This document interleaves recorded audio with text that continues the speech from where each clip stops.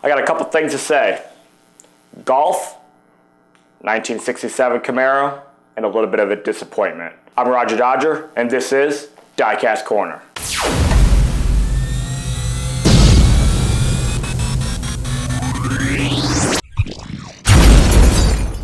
Now, even though the wait is over for this 1967 Golf Camaro, I have to say, and probably others would agree, that it is a minor disappointment. One, because Mattel has obviously jacked the price up from the RLC cars to typically from $10 to $20. It's hit and miss now. I think they're seeing the opportunity to make a profit on some of their cars. And what they're doing is that they're rushing these cars out. Even though we had a back order on the car was still coming with multiple paint defects. Why? Why, Mattel, does your cars have paint defects? Why are you charging people and then giving them crap? This is unacceptable business practices. Your quality control is going downhill. You got people at your factory stealing the cars. They're coming out months ahead of time.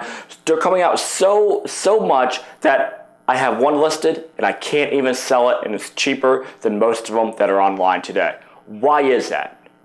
You know, I have no clue, okay? But enough of the complaining about the car. The car we're presenting is the Golf Racing 1967 Camaro. And let me give you a little background about the Camaro. The Camaro, in general, was released in 1966 and made to showrooms in 1967, so it's considered a 1967 Camaro by Chevrolet.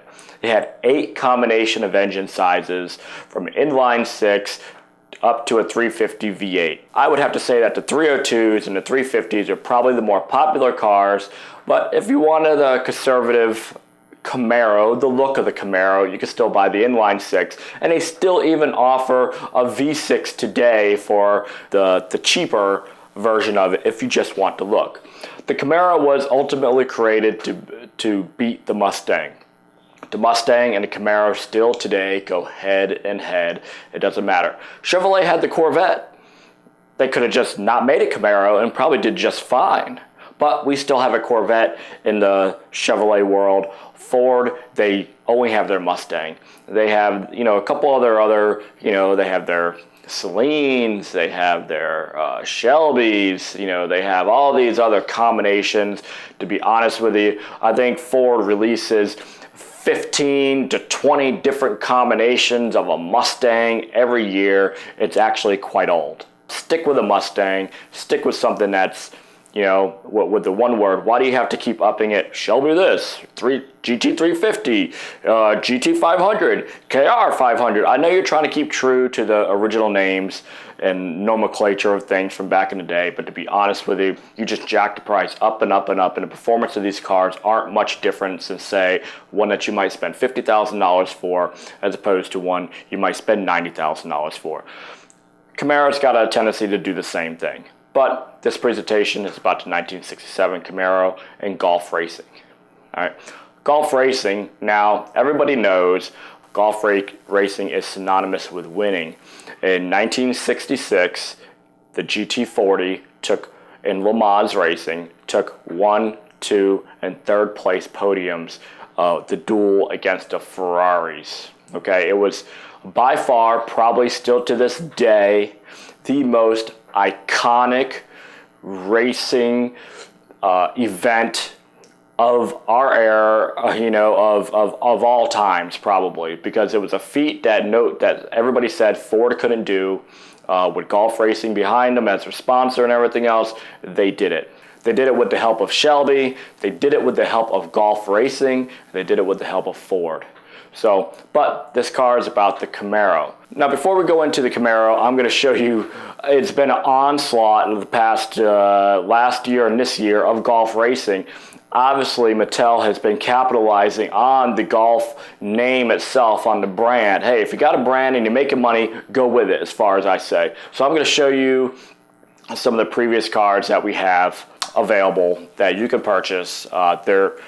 The RLC cars are getting harder and harder to find. The best bets that you could find right now are the VW buses, because they're $70, $80, and the Camaro, because it just came out and they're $60 to $80.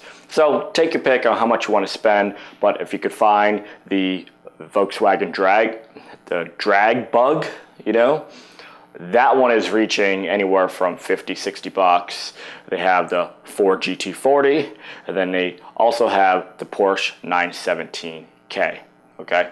All of them look gorgeous, you know? So take a look at all of them real quick, you know, look them over. If you haven't bought them, try to find them. They're actually getting really, really hard to find these days. So, but in addition to the RLC cars, they've also came out with a host of mainline cars. They have the GT40, they have the Corvette ZR1, they have the Fast Fish Treasure Hunt, 1970 Chevelle SS. One thing that I do not like, and this is my opinion, other people might like it too, and I'll give you a prime example, and you know, this is nothing directed at the person and the groups who did this, but if you're watching, I made a comment, and if you're a subscriber, I probably lost you as a subscriber. To be honest with you, I don't even care, because I thought it was the most silliest thing I've seen. Liveries, golf, prime example. Everybody knows golf racing is synonymous with the Ford GT, the GT40. Everybody knows that, okay? We have the GT40. You know, the GT40 right here, okay? My opinion, it is the best one out of all of them. Why? Because it's GT40. And it is with golf racing. This should be the most popular, the most expensive one out of the set, all right? But because Hot Wheels is synonymous with the 1967 Camaro, the 1967 Camaro was part of the Sweet 16. It was the only one that didn't have a Spectra Flame. They had Spectra Flame ones, but it's the only one that came in an enamel color that year, which is the white one. So if you had the white enamel Camaro, you know, from 1968 Hot Wheels Sweet 16, it's fetching, I don't know, I think upwards around 50 grand. Don't know, you know, various quotes here and there. You know, cars only is worth as much as you're going to get for it, okay? Then, you know, on top of all the other 1967 Camaros that they made throughout the years, Mattel released, Hot Wheels released a Treasure Hunt set in 1995. In that Treasure Hunt set, there is a 1967 Camaro, enamel white with orange racing stripes. It is the most popular one, the most expensive Super Treasure Hunt still to date. It's fetching around $500, and if you can find the error variation with the chrome rear hub, I believe it's chrome rear hub, as opposed to the gray hubs, it is fetching close to probably $900 to $1,000, probably $800 to $1,000 if you could find it. Okay, they're super, super rare. Okay, so obviously the 67 Camaro is really, really popular, and it's been popular. And when they came out with the Golf one, when it was announced a couple months ago, everybody was jumping on it. People were spending their life savings trying to get the ones that the employees were stealing from Malaysia, spending a pretty penny on them. And to be honest with you, with the effects of that happening, it's really, really reducing the nostalgia of the car. I got 3 of them. I'm going to open one up. I'm going to keep one, and I still have an extra one. I have no clue what I'm going to do with it. Probably trade bait. All right. But what has happened is that they came with paint defects. They were saying it's all of them from 4,000 on up. So the last 500 are coming with hood paint defects. When you look at the hood, it's got a big black spot where the paint has come completely off of the car. That is unacceptable. Okay. And if you didn't have a hood paint defect, you had a fender rub. What's going on with that crap? A fender rub? Really? Rubbing the paint off? Something's going on here. Luckily, because I have my account, I have my wife's account, when we order them, they come numbered each, usually side by side. So say, you know, 1351, 1352, typically, okay? And then the other set might be 2500, 2501. And that's how all my cars have been on both my wife's accounts and my accounts. So luckily, I was able to get both of them that were under 4,000. One set was about 3,500. It's got the fender rub. The ones that were around 1,600, hold on a second. Have them right here. These are, yes, 1600. Actually, be honest with you, this one is 3514 and I have 1651, and they are perfect. Absolutely perfect. There's nothing wrong with these. I am not opening these. So I have one for sale on the boards right now, but guess what? I'm just going to mark it as sold because nobody's even questioned me about it. Nobody's asked me about it. You know, so screw it. It's just not as popular. People don't want to pay $60 for a defective car. I can't blame them, but that's how much you're going for regardless. You know, they're going to tell you on eBay, they're going to show you all the pictures, and people are just going to jump on them and buy them anyway. But everybody's already bought them. There are 4,500 of them. To be honest with you, there's not 4,500 die-hard collectors out there. Yeah, you can sell out, of course, but I've got 4 of them myself. So if there's 1,000 people that get 4 of them, there's essentially your whole caboodle right there. So what does that tell you?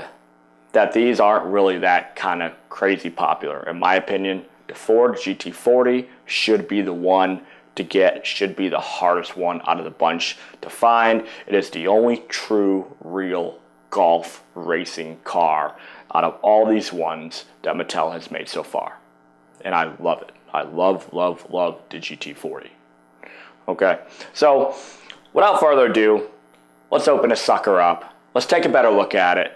And so let's let you be the judge on what you feel about the car. And then you tell me in the comments, you know, what you really think. Do you think Mattel should up their quality of their cars? Do you think they should lower the price down? Do you think you should get your money back for the cars, or at least half of it? Do you think that they should put some sort of tighter security in Malaysia to keep these things from being sold, you know, before months ahead of time? Let me give you a prime example. Prime example. Japan Historics are coming out. They're already selling in Malaysia. You know how much they want for a set? $250 for a complete set of 5 cars that are going to cost $4.50 max here in the United States for each car. So for something that's 25 bucks max, that's wood tax, they are selling for $250, and they can get them first. You know when we get them? We get them in March. March. What kind of shit is that? Okay, you got, no offense, go look at the average wage in Malaysia. It's about $100, maybe $200 a month for max for an employee, okay, living over there. That's average wage. And they're selling these sets. They're stealing them, and they're selling these sets for, I mean, one set is enough to, if they were to sell a set a day, imagine how much money. That's basically almost rich status in Malaysia. Okay, and that is a problem, and they are going to keep continuing to steal these cars, Super Treasure Hunts, the Japan Historics, and all these other, you know, RLC cars before they come out, and they're going to market these things so high up, it's ridiculous. I mean, come on, 250 bucks? Really, who are we fooling here? Who are we fooling? Do we look like idiots? Obviously, you're an idiot if you buy it, because when I get them, I'm going to pay about 30 bucks a set. Cool. I'm golden, you know. $250, you're basically, the prices just get higher and higher and higher. Every time I see a Malaysia scalper going out, they just get higher. Before you know, it's going to be $1,000 for one car. Why? A Japan Historic? What, a Skyline? Are you freaking kidding me? The Skyline nostalgia is gone. The Mazda RX-3, that's the one that's supposedly the hot car. Come on, where is this nostalgia at? The nostalgia's gone for the old 1960s, 70s JDM. Yeah, I have a couple sets coming just because I need to do my videos. But that is the product, and that is what's happening with Scalping. They're deteriorating the nostalgia of the car. Let's open her up. Let's take a better look. All right, tell me what you think. Okay, so here we go. This is our 67 Camaro right here. And you can see it's got the golf packaging on it. And this is one of 2. Now this is weird because the other ones say, hold on a second, let me find them. So this one says 1 of 4. Okay, so this is 1 of 2. So I don't know, I'm not quite sure. I'm sure the Lamley group will get the scoop before everybody else. He's already done a video on this. He done it, I don't know, a month ago or something like that, because he's able to get the cars first from Mattel. So he's got some inside way in. So this is nothing new here. If you haven't seen the Lamlin one, check it out. He goes through a completely different thing. But this is one of two, so they've already released the 1, 2, 3, and 4 of that complete set. So maybe that this is just a new one for 2016. Not really quite sure. But the packaging looks exactly the same. Here, let's open one of these. Let's open the GT40 up because that's the one I like. Okay, so if we take a look at this, you can see, actually, here, the only difference in the packaging, you see this gray stripe right here? That's gray on this one. See that? This is shiny. See that right there? Gray, shiny. I like the shinier one a little bit better. Other than that, the card is, oh, well, the name on this one right here, the banner is in blue. This banner is in orange. So we have a little bit different thing going on here. And the Golf insignia looks the same. Everything else in the card looks pretty much the same, except for the banner and the chrome little striping on it. In the back, for some odd reason, the Ford cars come with this little logo thing on here, like official licensed product, which is, I mean, it's cool that they do that, but this one does not have anything like that on there.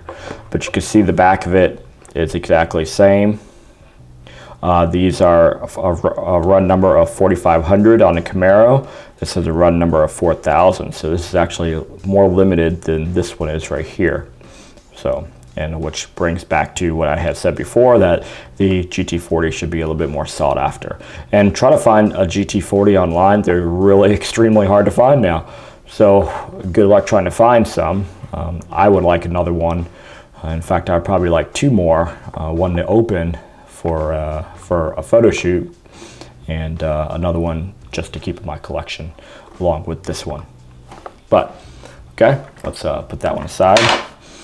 All right, so as we look in the back, it says, in the late 60s and early 70s, golf racing emerged as a racing force in world endurance sports club racing. Fans loved to watch the familiar blue and orange livered cars streak around the world's most famous race circuits.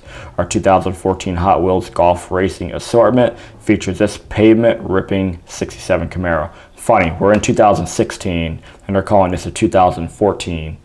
So a little odd there. They should have probably called it at least a 2015 because it wasn't even available and wasn't even sought after or thought about in 2014. Maybe thought about, but all right. But other than that, that's what it is. I really like how they have done this card. It's plain, it's to the point, and it looks really, really nice. All right, let's open her up.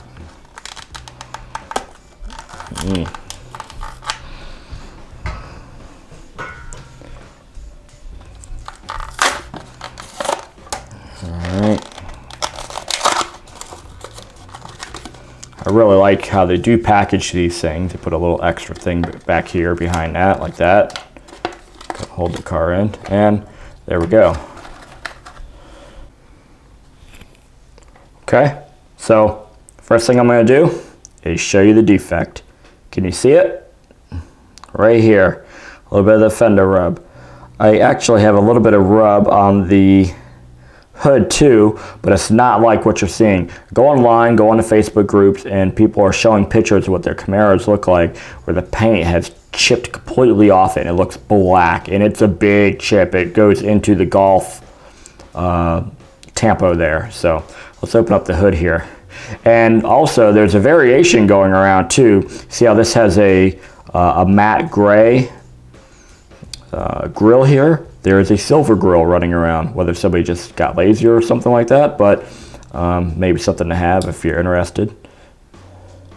So the hood obviously does not open that great, but all right, they have a little bit of detail on the hood here. You can see the battery is, I'm assuming that's supposed to be a battery. It looks like 2 black terminal posts right there, with an orange battery, then an orange air filter right there with a chrome engine. And one thing I love about these cars, I love the Miramai's Zamek. I love it to death. It looks great. I mean, overall, they do an excellent job on these cars. The mainline cars that come, not so much, you know, just because they're coming with the flat paint, like the more powder blue, I guess you could say. And, you know, this Miramai Zamek just looks awesome.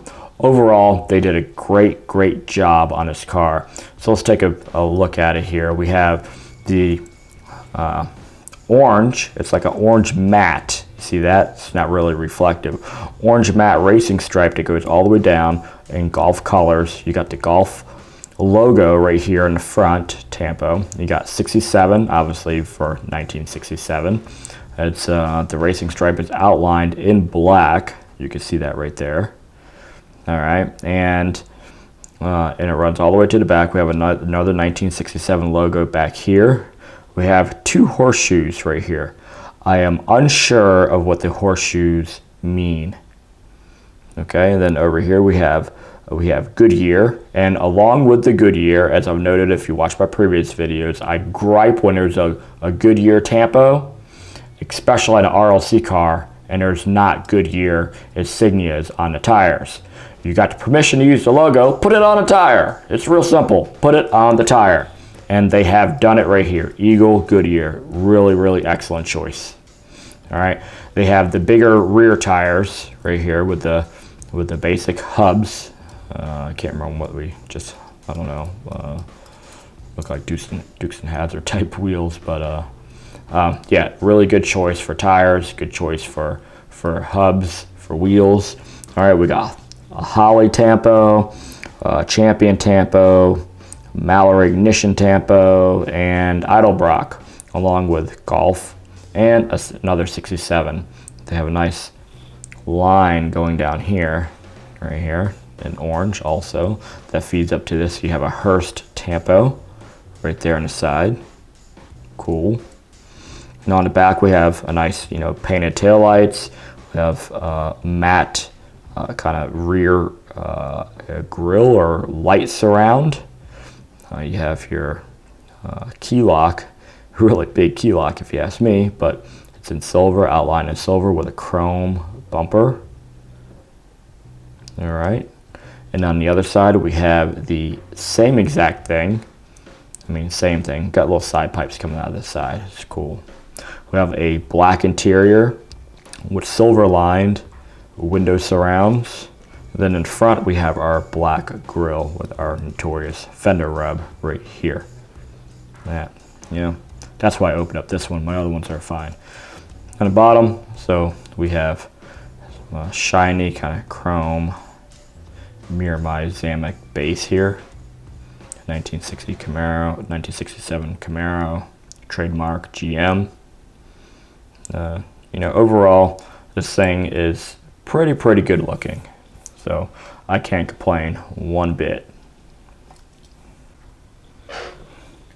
So there we go. You know, that is our 1967 Golf Racing Camaro. This is number 1 of 2, and I have no clue what the 2 could be.